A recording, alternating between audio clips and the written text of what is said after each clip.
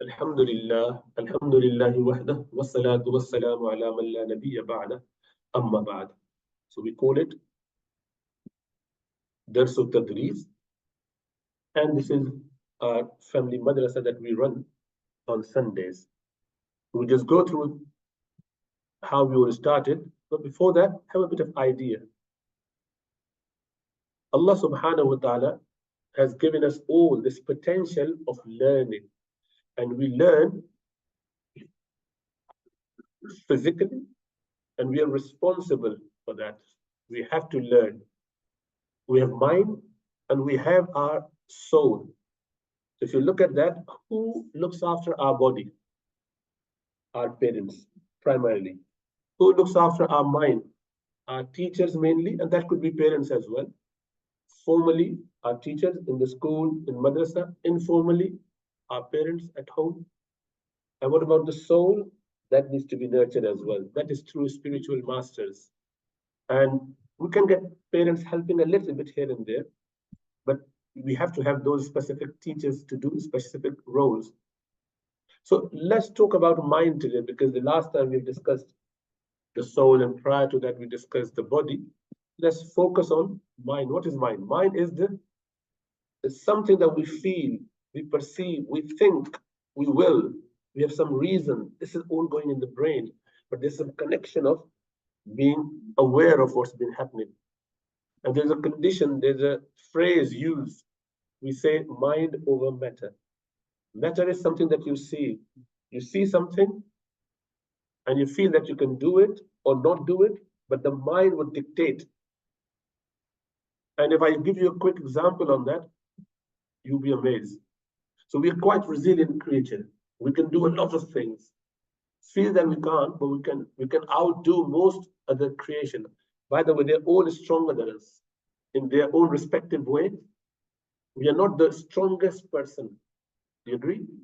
There are many, many stronger other creation than us. We are not the strongest creation, I should say. You have other animals who are way stronger than us. In fact, a dog this size perhaps has more power than ourselves. They can run better than us. You can't even outdo a cat. The cat is this small. You can't even do a small chicken, the running one. You just start running, you can't. Rabbit, almost impossible to beat a rabbit in the race. And yet, we can control all of them. Isn't that amazing? We are not strongest in physique, in our abilities, yet we can control all of them, including lion, the biggest of the animals, the elephant. And it's just so strange. Look at that elephant. What do you think about this elephant's leg? Huge elephant. Would that chain, do you think can this elephant break it? Who think that elephant can break it? Yes. Just with a small jerk, even the peg would come out. For elephant is just very easy. But do you know the elephant never does it? No elephant does it. Whenever they go to their stable, they're tied with that small chain and they just stay there, just keeping in that distance. Why do you think that is? How come elephant never tries to leave and get freed? Because this is what they have done.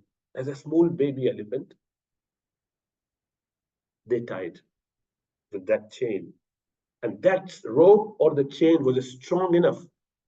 This baby elephant tried and tried and tried for a few months to break it off. He couldn't break himself off this. It took a good few months. And then you know what?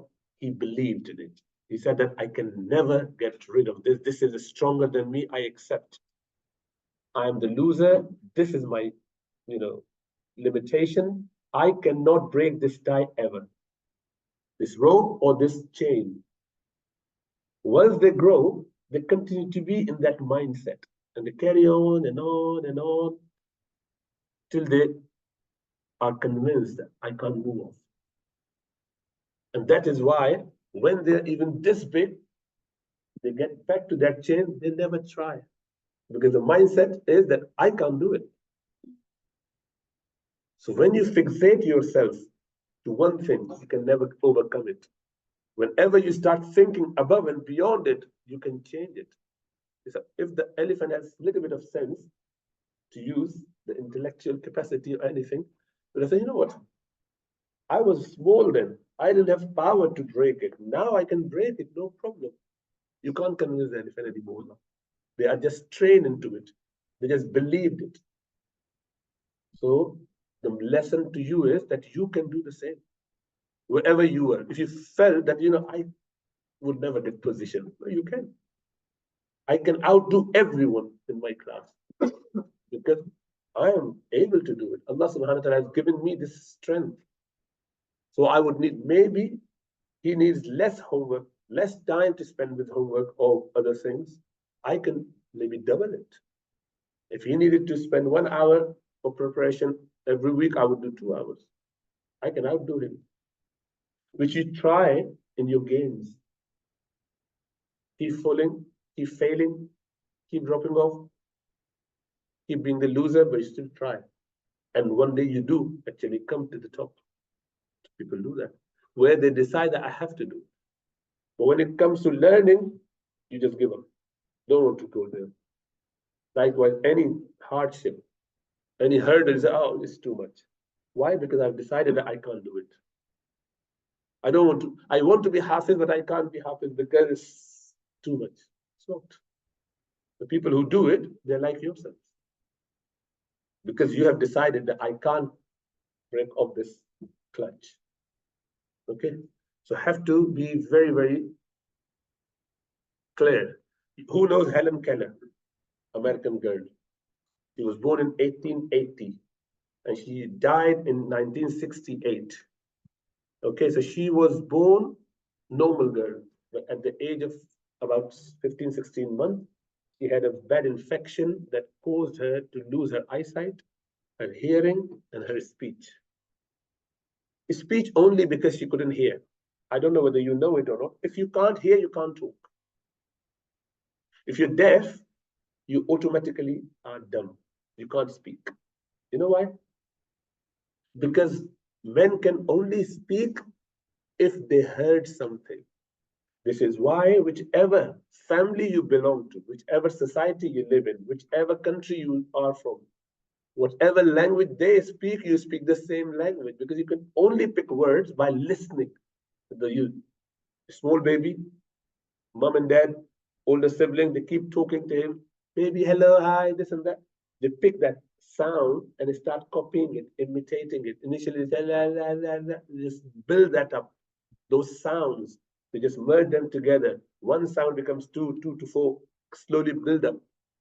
So by the age of 6 months, they've got 10, 20 different words that they can speak maybe. Slowly building up just by listening. So if someone can't listen, you can't make them speak at all. And if they can't speak, obviously they can't convey their message. And if they're blind on top of that, how would you be able to communicate with this person who would do? So she used to do all sorts of crazy things. When she was 6, she was literally a useless person who no one can talk to and she can't talk to. She would just do whatever. Throwing in things, fighting and whatever she wants to do. She would eat like animals. She would behave like animals. She didn't know. She can't see anything. She has never seen how to sit on the sofa to eat properly. She was just like animal, really. Someone who's just going there, whatever. If you put food, the mom and dad would put food in front of her. She would just start like eating like whatever. If she could do this, then she just put in her mouth, swallowing it. Completely abnormal. When she was 6, a teacher was appointed. She was a nurse who could look after the kids very well. She took upon her that I would make this girl communicate to me somehow. And she spent all of her life dedicated to this girl, Helen Keller, who then used the sign language. She created this, well, they had some sign language already in vogue, but she used the sensation in the arm, making her feel. With feeling, she started saying words, obviously slowly and slowly. Not the best speech. Her speeches are there on YouTube as well. She cannot speak very clear, but she can. From being nothing, she can So she would have people around her. She has written books now, and she has obviously completely, confused the whole world. How, or shocked, I could say. How could someone do this? And that was the dedication of the teacher more than her. Obviously, then she decided she would do it. She started feeling sensations, and obviously she had the sensation, and she was a normal girl anyway. So she started picking all that up. So if someone could do this from being zero to there, she has got, several charity work going on in her name, and she started a lot of that, working for blind, deaf, and dumb people. We studied about her when we were in, I think, metric or inter back home. So there was part of one of the lesson in the English language course that we did. But anyway, so this is what they have done. And teacher was only 20-year-old. She's 16. And they worked hard. And they were together for 60 years. So all the disabilities, she became a skilled writer and a speaker as well. Amazing, isn't it? If you could overcome that much hurdle, what should we be able to do? We can do a lot more, isn't it? So we should be appreciative of that. That Allah subhanahu wa ta'ala has given the idea. So the idea is that you just recognize the obstacle. What is stopping me from becoming the best student in my class? Why I can't do it? You just have to identify that. Either you or your teacher or your parents will tell you. Then you accept the challenge, and then you start working. Use your mental strength to overcome that, and you can do it. So you become superpower. If you have your thoughts, your willpower, you can do it. Everyone can do it. Okay. So there's a lot of responsibilities for the parents, as Allah subhanahu wa ta'ala says, بعد أعوذ بالله من الشيطان الرجيم بسم الله الرحمن الرحيم يا أيها الذين آمنوا قوا أنفسكم وأهليكم نارا وقودها الناس والحجار عليها ملائكة غلاظ شداد لا يعصون الله ما أمرهم ويفعلون ما يؤمرون. Who is responsible for that? Parents primarily. And you have to work with your parents to overcome all those hurdles. So Allah says, oh, you who believed, protect yourselves and your family from the hellfire. Children, your wives, your siblings, whoever you live with, from the fire, because they'll be in trouble. And Allah subhanahu wa ta'ala also mentioned the merits, and Rasulullah sallallahu alaihi wasallam mentioned the merits of teacher. He said, Inna Allah wa malaikatahu, indeed Allah and His Messenger, wa ahla samawati wal ard, every creation in the heaven and the earth, angels included, hatta namlata fi juhriha, even the ant in its burrows, hatta al-hut, and the fish in the sea, la yusalluna ala muallimin nasi khayra, they make dua for the teacher who teaches good, teaches Islam, teaches Islamic teaching. Whoever is doing the Islamic teaching, to be a teacher is amazing. It's a big merit that you've been bestowed by Allah subhanahu wa ta'ala. It's a favor from Allah subhanahu wa ta'ala. Rasulullah sallallahu alaihi wasallam said, I was sent as a teacher. إِنَّمَا بُعِثْتُ مُعَلِّمًا, he said. So this is how you do the nusra of Islam. You help Islam by supporting each other. So how do you contribute? You all, everyone, teacher, parents, children, understand the value. Ji, kya hai?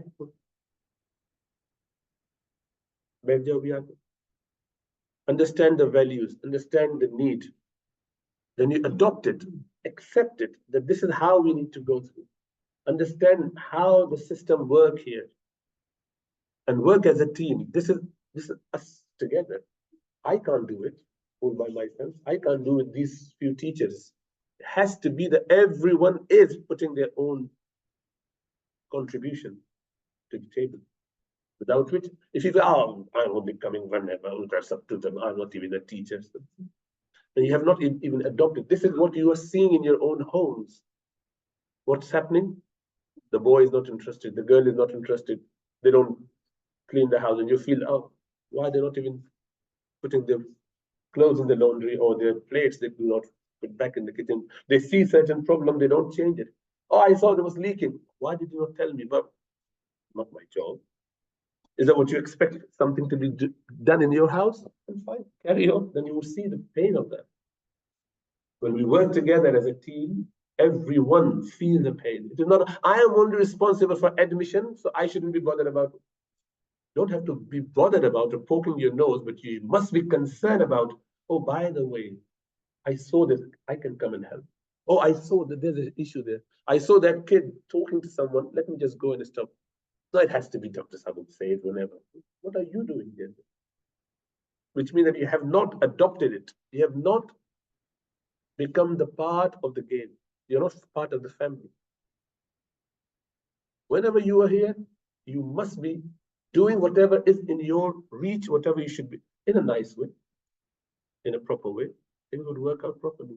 That concern for Ummah is amazing. If you do not have that concern for even this much few people around here, and you just bother selfishly about your own self and your children, maybe, then you're not going to get anywhere. You can't get anywhere. So keep that in mind.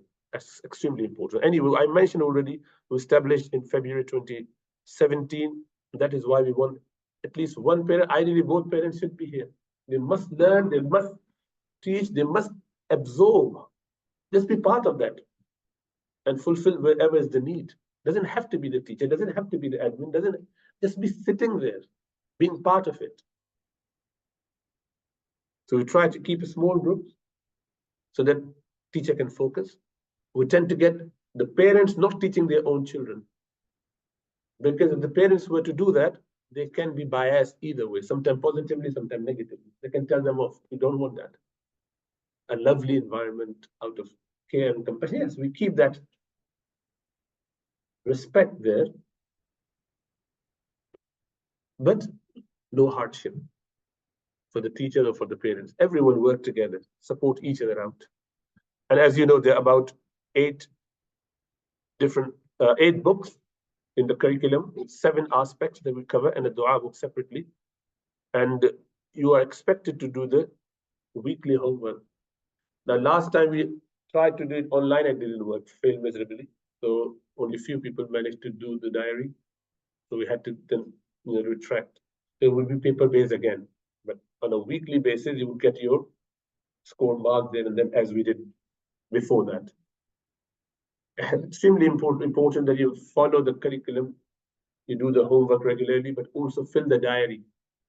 Remember, it's not about just getting the scores. You may get 100% score if you did not attend properly regularly, or if you did not do your practice regularly, Quran, zikr, du'as, and you're not clean, you don't cut your nail properly, you're not coming with your topi on and your thawb on and your hijab on, then you may fail the exam. Despite having highest marks, you will fail the exam. That is why some people say, oh, I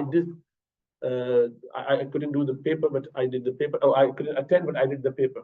Not important. It's not about passing the exam. It's not a curriculum that you have to follow and get out of the way. It doesn't work like that. If you have not appreciated it yet, you must appreciate. That's why I'm not even bothered about if you come and tell me, by the way, I was given wrong score by 2 or 3 or 5. So it's not about score. Don't worry about it. I can guarantee you that I look at all of them, even if some of my students, some of my colleagues help me with that, which are you not anyway. Any of you can ask, maybe sometime you and sometime him, and then we can make mistakes. So does it make any difference? No, because it's not about position, it's not about score, it's not about anything. It's about being a good practicing Muslim, a servant of Allah subhanahu wa ta'ala, who can keep the values and move up the ladder so that we are not sidetracked by shaitan, by the dajjal, by our nafs, by dunya. Okay? And that is why you must make sure that you are punctual. If you are not punctual and you've been bunking here and there, even if it's a genuine thing, but you never had it approved beforehand. If you're marked as absent without prior permission twice, you won't be able to pass the exam. You might fail the exam. So it's very important. And we do some extracurricular activities, which is extremely important for both sides. Swimming on Tuesdays and few programs And next month would be Khatmul Bukhari. That will be taken, inshallah, through a coach. Okay. And we expect certain people to help as and when we need. We used to have the name, which we've stopped. Let's restart again. Give your class a name of a Sahabi. You choose for men Sahabi, for women Sahabiya. And then you do a presentation. Try to come up with some completely unusual Sahabi that most of your class didn't know. So no common Sahabi. Okay. You need to get it done today, after, or maybe next week maximum. With that Sahabi, the job would be the whole class, 5 people or 4 people, however many are in the class. You will make a presentation, divide among yourselves, the 5 people, everyone should take a part of that and do a presentation on the PowerPoint before the exam end, before the end of the session, which would be in the nearly 4 or 5 months time. So we would just say that, oh, today you are going to present, your class is going to present here. So there'll be last 8 weeks or 4 weeks, maybe 2 presentations a day to 4 weeks. You'll be coming and doing the presentation here as I'm doing. Okay, so together as a team. Okay, so remember that.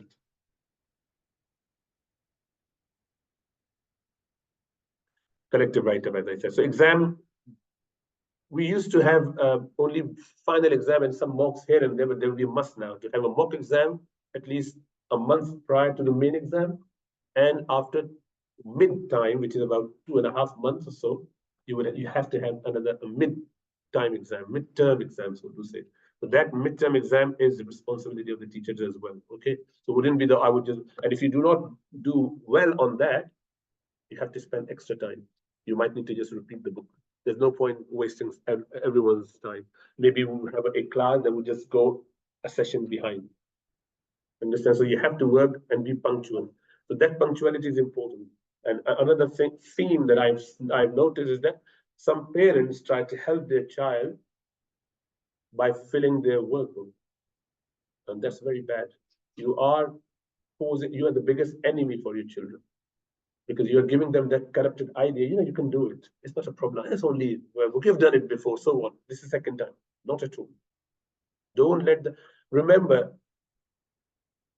I design or suggest all of that or include all of that with very much deep thought and sincerity. And they all have different function to fulfill in the life of your children. So don't corrupt it. You may as well not turn up. So that, we would rather not do it. Or tell me that I don't want my child to sit through this. We don't want to go through it. Let them just go through the book. Fine, but keep them aside. Let them just come for the exam and don't come and don't corrupt the system. You can make them go through the book on your own at home. It's not about going through the book. This is why none of our teachers are qualified teachers. We don't need qualified teachers. Because it's not about teaching how to teach. It is your sincerity that would make everything work properly. Allah subhanahu wa ta'ala would help you if you are sincere. You do not, which Sahaba, which Imam ever had a teaching course, training the trainer course, coaching the coach? Have you heard of? No, and that's not needed. It is your sincerity, and Allah subhanahu wa ta'ala will help you. You make dua. The problem with the teachers, and I sent this clip on the group yesterday, teachers must come with some homework. You open the book, or this is what I'm going to teach today, and keep your children, the students, in your mind. You say, oh, but no, he wouldn't understand it. Oh, but she is a bit weak in that. Or maybe he's already aware of this. How can I engage him?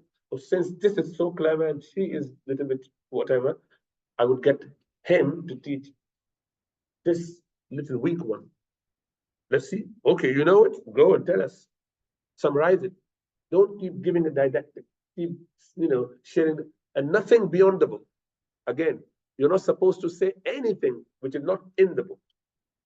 Same thing, you can use different tactics or technique to teach them and make them understand, but nothing superfluous, nothing extra. Don't try to be clever and don't try to be going beyond what is in the book, because that's not needed. That would spoil the game. It is all nurturing and making them go slowly, slowly.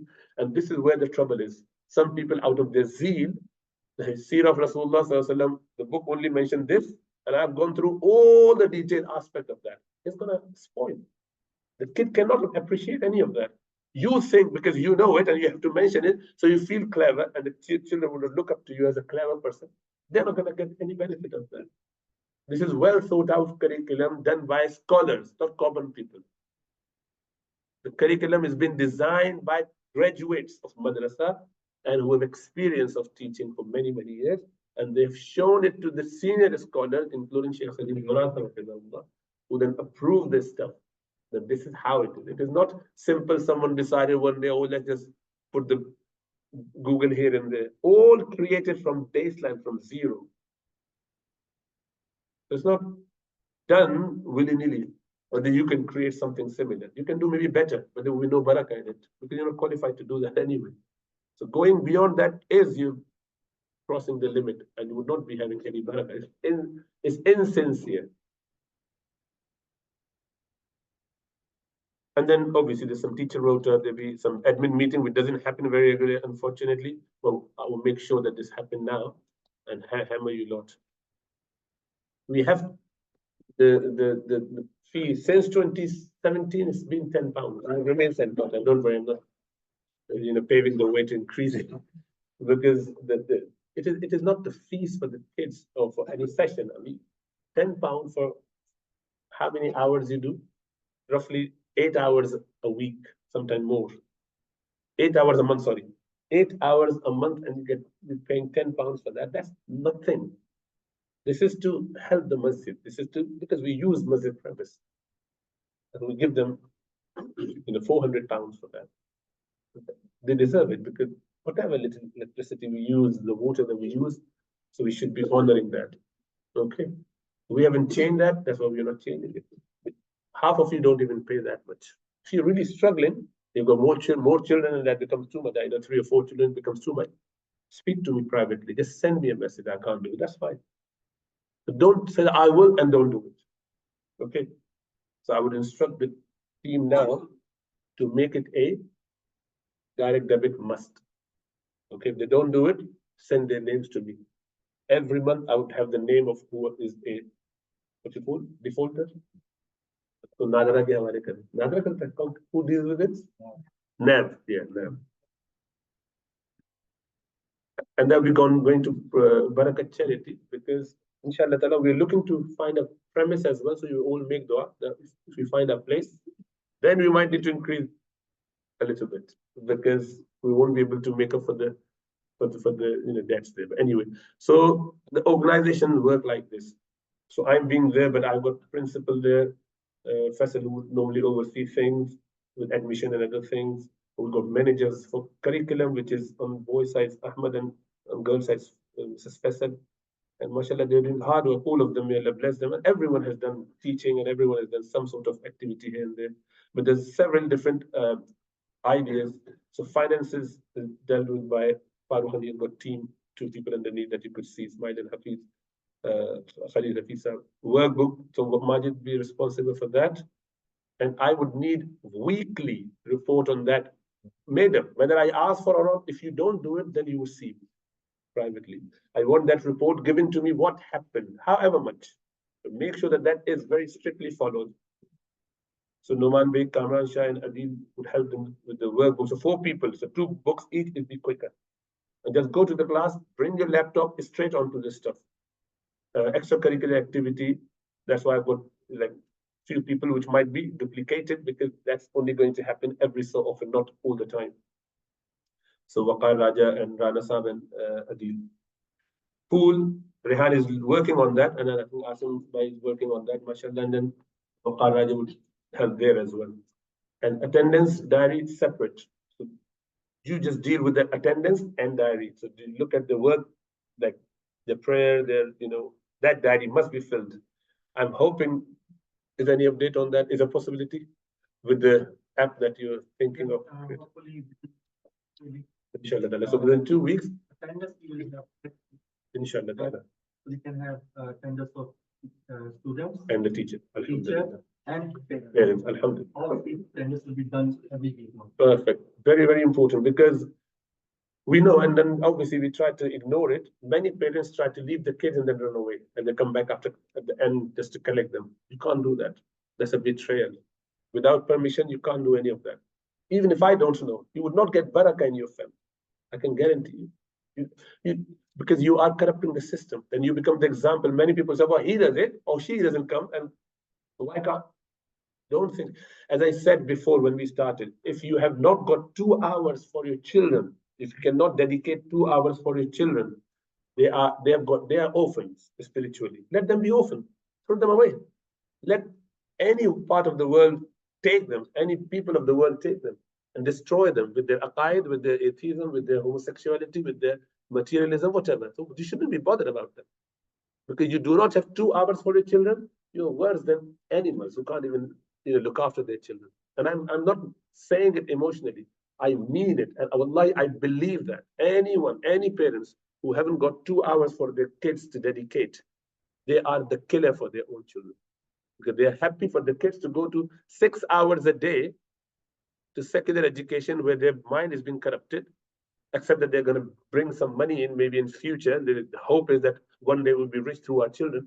And that's a crazy thought. No mother has ever thought like this before, and no father has ever had that idea before. They only did it, and animals don't do that. They only do it because this is their responsibility. They never look at that. And here we've got women thinking about, I'm going to sort my husband out through my son when he's big and he's got a lot of money. And likewise, men thinking that I would show, my wealth once my son start making money. And there are people who I know, they've taken their kids from madrasa saying that, you know what, in those 2 hours, he could do some, till work or some, what you call, small work here and there to make some money. We can't afford to waste 2 hours in the madrasa. Rather, the kid must, 15-year-old, is to go for earning something. Inna lillahi. How much can you earn? Not a lot, but very important. So likewise, so be very, very careful on that.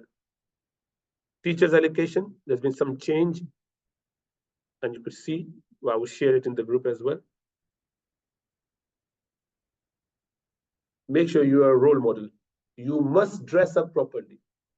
As a teacher, I do not give this much of excuse, or you could say, little leeway. If you do not come up with your proper hijab, ideally niqab, if you don't do that as sister, that's your choice, but that's not ideal. Ideally niqab, but hijab is a must. Anyone who can't do it can't be teacher. For the girl side, obviously. Don't come in hijab, men all coming in hijab from next week, no. The men with their proper beard, a fist length minimum, proper moustaches, proper headgear, their clothing. That is why some of you are way better teacher than some of the people I put here, but you're not interested in growing beard. We can't let you spoil our kids anymore. You have to grow your beard.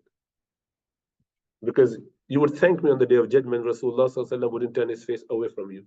And I can guarantee you that's going to happen. There's been a lot of report on that subsequently after Rasulullah sallallahu alaihi wasallam passed away. When he did that in his own lifetime to 2 Iranians, it's a very, very difficult situation to be in. And the sisters, there may be little change on that, but I hope inshallah ta'ala will be all fine. Any question? Alhamdulillah. So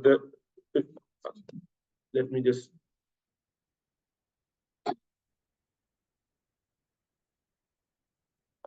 stop the recording first and then 1 second.